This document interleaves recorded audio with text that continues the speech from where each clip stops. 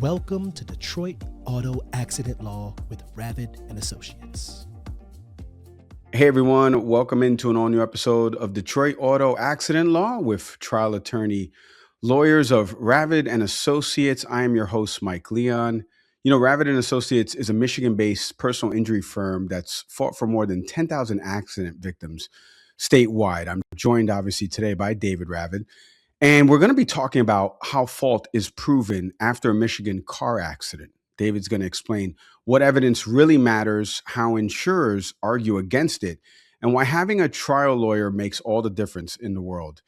David, let me ask you here, in a no-fault state like Michigan, what does fault legally mean in a car accident case? Well, fault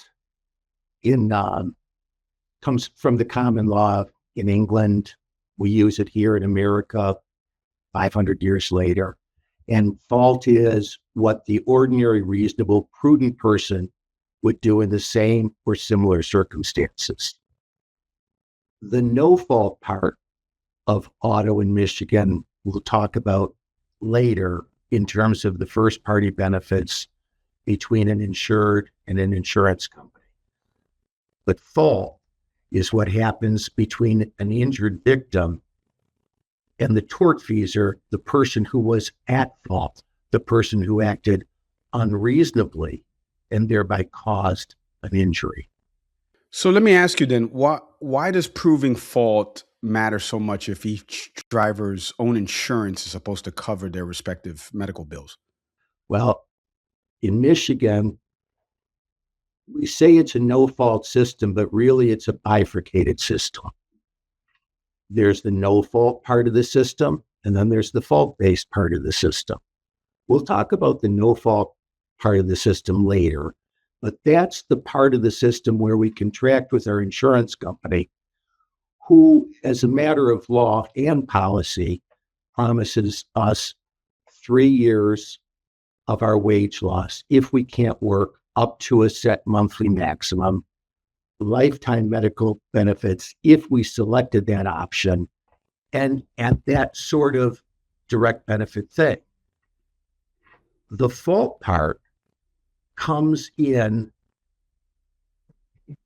both in terms of our pain and suffering damages from the injury and loss we received, and also the fault part based of the system allows us to recover the economic damages that we did not receive from the no-fault part of the system. So they work together, and hopefully combined at the end of a case, a person has come as close to being made whole as the system can allow. Well, then the follow-up to me would be, what kind of evidence then in those types of cases carry the most weight when we're trying to determine who actually caused the crash? That's always going to be in the eye of the beholder. The defense lawyer and I may disagree on how to weigh the evidence. Even the judge and I may disagree. In the end, if the case goes to trial, the jury will determine what to weight the most and the least. But on average, things that a victim says to support their own case may get less weight than things that an impartial person may say to support that same case. That's because the victim has some self-interest, whereas the impartial person, the grandma who saw the collision, the neighborhood doctor who treated the injury, these are things where casual observers would think that's a pretty objective opinion, not confounded by the self-interest that I may feel in my own case or you may feel in your own case. So independent witnesses, for sure. Well, let me ask you then, what about, how do you specifically handle cases where both drivers are clearly at fault? And then dive a little bit deeper into that Michigan comparative fault rule and how does it work in practice? We're a modified comparative negligence state. Comparative negligence is an evolution in the law back in the 40s and 50s of the last century. If you were just the tiniest bit negligent as a claimant, you got nothing. That was called contributory fault. If I contributed 1% of fault, my case is lost. And then in the 70s, we evolved to comparative negligence. And for a while, we were a pure comparative negligence state. By that, I mean, if your negligence is compared to mine, and you're 75% to blame, and I'm 25% to blame under that past system, if I had a $100,000 injury, I would collect $75,000 because I'm 25% to blame.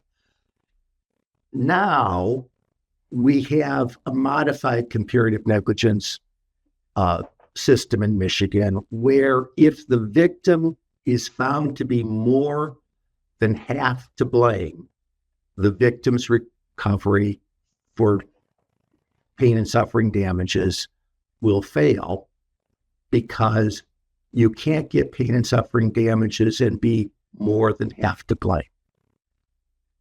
Okay. So, how do you do the case where there's an argument that both are to blame? You work hard on the argument that the other vehicle was more negligent than the victim's vehicle. I mentioned insurance companies at the beginning in the intro here, and I know they do their own investigations. What kind of tactics in your years of doing this do you see them use to kind of minimize or even shift the blame? Well, in terms of blame, they do. I'm thinking about the collision itself. From time to time, they'll go to the black box of the car. If, for example, both cars say they were braking, the black box will answer whether that's true or not. In terms of fault and reconstruction, insurance company reconstructionists, any accident reconstructionist generally, is constrained by the evidence that the police take at the scene. Some departments have fatal squads where the officers are trained in reconstruction. Most departments have somebody who took an accident reconstruction case, but the marks on the road from tires that are screeching, the edge of tires show turning. The marks on the road, the debris, the measurements can give us things like speed and that sort of thing that can add to the discussion. But most reconstruction is going to depend on, most good reconstruction is going to depend on what the police note at the scene. Well, David, that funnels into a follow-up perfectly, because you just mentioned reconstruction, which means you're going to need experts, right, and their input on this. So when that happens, especially around whether it be the accident reconstruction or even medical testimony that happens in a case, what do these experts kind of look for? Well, a liability expert would be looking for what the witnesses said happened, to see if there's a consistent or inconsistent version coming from them, what the police saw and noted at the scene, what the physical marks on the vehicles tell us about impact and movement before impact, and whatever else. It's rare that people get into the black box. So I think that's it. In terms of doctors, like any other expert, they prefer to rely on objective rather than subjective findings. If all they have is what people say they remember and feel, and that they'll do their best and build on it as they can. But in medicine, for example, if somebody says their mid-back hurts and imaging on an MRI then shows that a disc in that area of the spine is bulging and pushing on nerves as they leave the spinal column, and an EMG is measuring the electrical currents out of that nerve and showing that it is pinched, then the doctor doesn't just have the subjective complaints of pain and dysfunction to base an opinion on, but also the objective findings of the MRI and the EMG. So the more objective evidence that any expert has, the more strongly that expert can believe that the subjective is truthful. And that's what they're looking for. They're looking to be on the right side and do the right thing. David, can I ask you to walk us through, an example, obviously without giving, intricate details of the case itself, but like how strong evidence turned a disputed claim into a successful recovery? 30 years ago, I represented a legally blind farmer in a legal malpractice case. Got him maybe a $400,000 verdict. Shook hands, took a picture with his wife and son on the courthouse steps and said goodbye. Went back to my practice. He went back to his farming. And about 4 years later, I got a call from his wife that he was electrocuted driving the tractor into his field to plow it. Now, I already told you he's legally blind. He had enough vision that if something was right up to his eye, he could read it. And he had enough vision that he knew how to drive his tractor from his home to the field to plow it. But going into the field, and the sun was setting in front of him, it's an afternoon, and driving into the field, he didn't see that there was an electric line down. He drove into it. He was electrocuted. They started the case because when the police and fire responded, they almost walked into the down wire too. They couldn't see it in the setting sun either. So we get back to negligence. As you said, what's negligence? And I said, that's reasonable care under the circumstances. The circumstances for both the blind farmer and the rescue people were that the wire was down, but hidden as you walked into the setting sun. But that's all I had. Why did the wire fall? Country is covered in wires on poles from the Atlantic to the Pacific. Why was it negligent? What was unreasonable about this wire being down? And I took about 20, 25 power company worker and manager depositions. And there was a little argument growing there. The wood was old, it was rotted, you could stick a screwdriver in it, it was soft, it was just a question of time until it failed. But it's a very difficult situation at that point, right?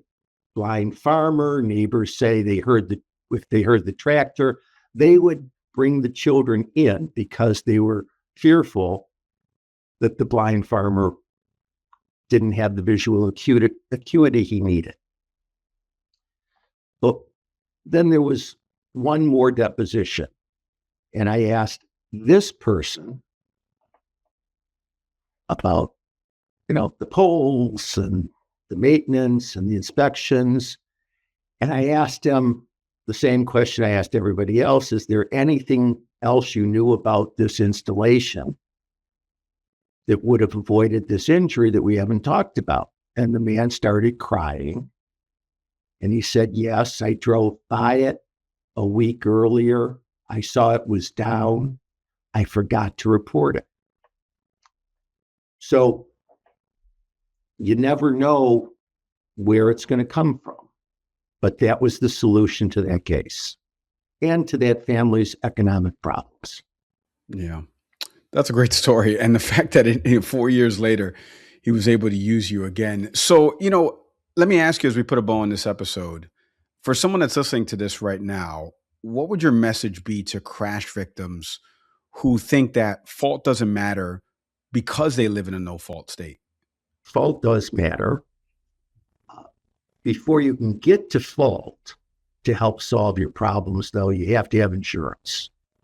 If you just don't buy insurance, you lose the no fault part of the benefits, but you also lose the ability to sue for your pain and suffering losses. So it's very important. Secondly, your insurance company is probably filled with a bunch of nice, decent, moral people. But their job is to not pay out money if they can avoid it. To pay out as little as possible if they must pay. And so your advocate matters. Is your advocate looking to get off the phone and move on to something else or to solve your problem?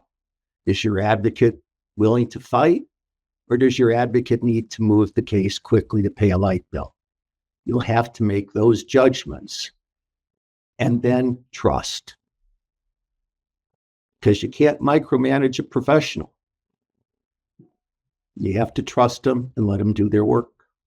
Well said. David, thank you again for the time and the insights. I appreciate it. You betcha. Hope I helped.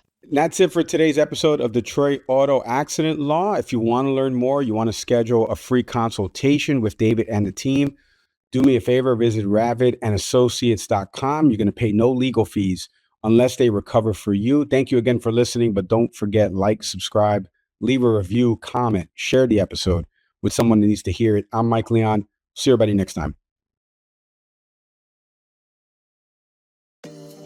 Thanks for watching. Be sure to hit that like and subscribe button and leave us a review in the comments.